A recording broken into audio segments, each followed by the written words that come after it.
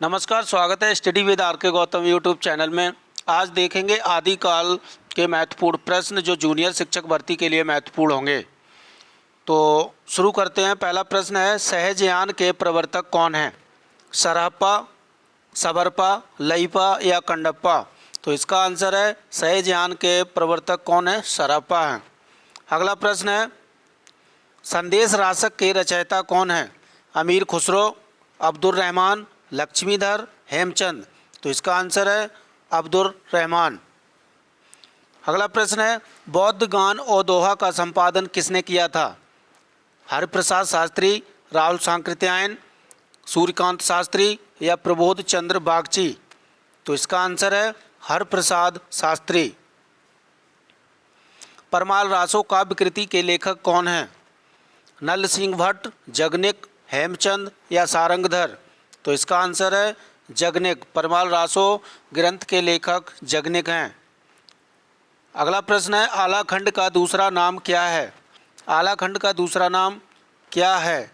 परमाल रासो, बीसलदेव रासो, खुमाण रासो, हमीर रासो?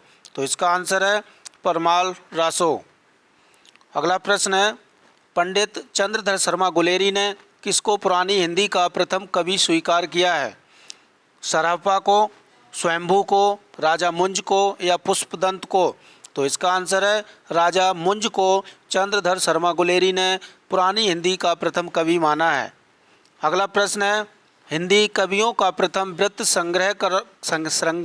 संग्रहकार कौन था? गारसादा तासी, करीमुद्दीन, शिव सिंह सेंगर या ग्रियर्सन? तो इसका आंसर है शिव सिंह सेंगर।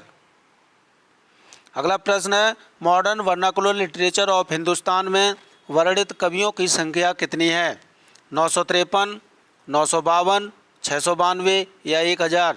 तो इसका आंसर है 952। अगला प्रश्न है, हिंदी नवरत्न के लेखक कौन हैं? शिव सिंह सेंगर, मिश्र बंधु, वियोगी हरि या रामचंद्र शुक्ल? तो इसका आंसर है मिश्र बंधु। अगला प्रश्न है, ला लित्वेतर हिंदुस्तानी ग्रंथ किस भाषा में लिखा गया है? हिंदी, अंग्रेजी, फ्रेंच या उर्दू? तो इसकी जो भाषा थी ये लिखा गया फ्रेंच भाषा में। अगला प्रश्न है,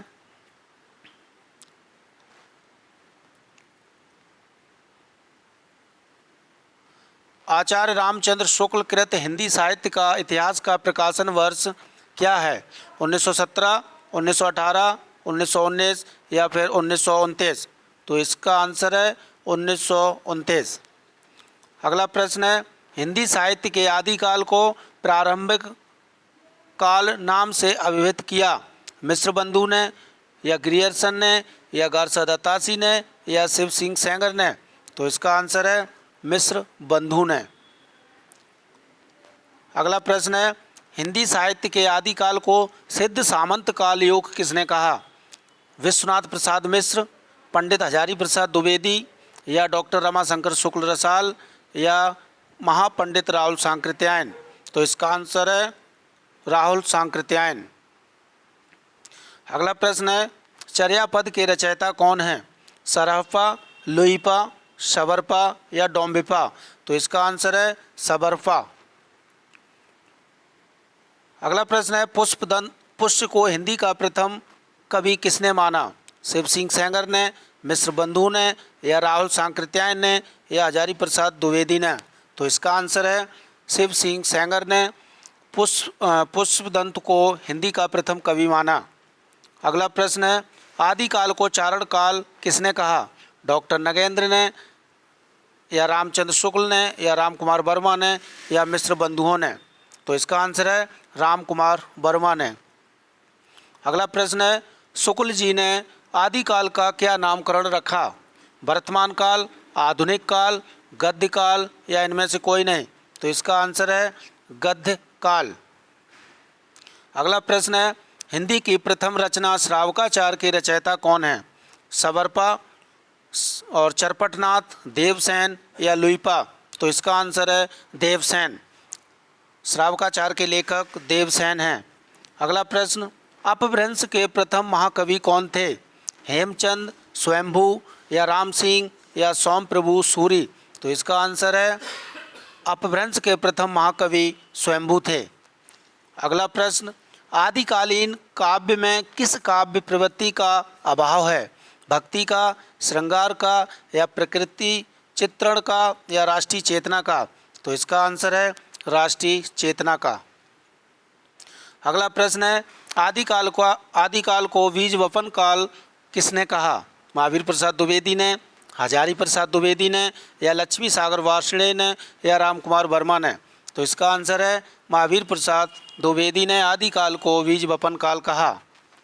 अगला प्रश्न है, आचार्य रामचंद्र शुक्ल ने आदिकाल के तृतीय प्रकरण में किसका विवेचन किया? भक्ति काव्य का, रीति काव्य का, वीर गाथा काव्य का, या फिर आधुनिक काव्य का? तो इसका आंसर है वीर गाथा काव्य का। अगला प्रश्न है, 84 सिद्धों में प्रथम सिद्ध कौन है? सबरपा, या डोम्बिपा, या सरहप्पा, या लुइपा? तो इसका आंसर है सरहप्पा।